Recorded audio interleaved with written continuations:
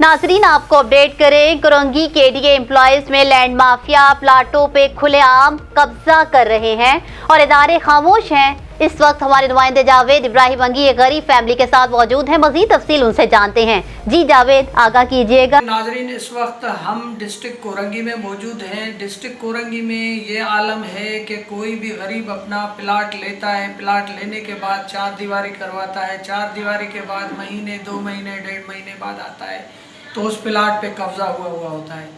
क्या यहाँ कोरंगी में पुलिस का लैंड माफिया के खिलाफ क्या कोई काम नहीं होता, या किसी कानूनी इदारे का लैंड माफिया के लिए कोई काम नहीं होता?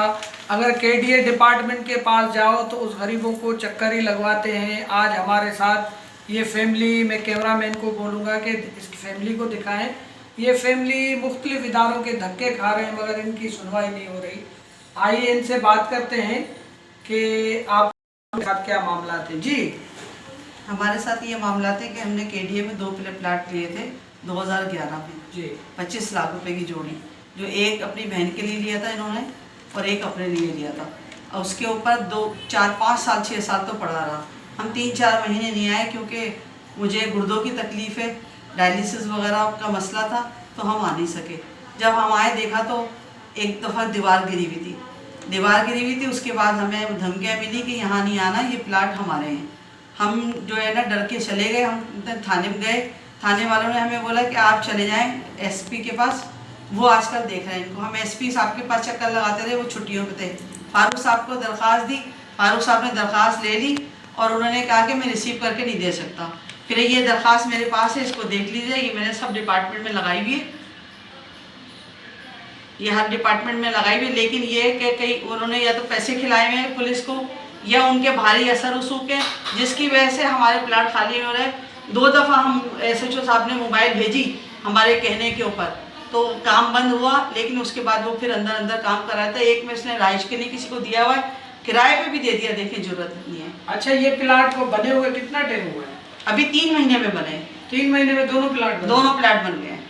और दूसरी, जब जाओ वो जो बंदे बोलते हैं हम कि भाई ठीक है आपके प्लाट है तो आप अपनी फाइल लेके आए, हमसे बात करें, ना वो फाइल लेकर आता है ना वो बंदा हाजिर होता है। थाने में भी नहीं आता, दूसरे वो किसी को भेज देता है।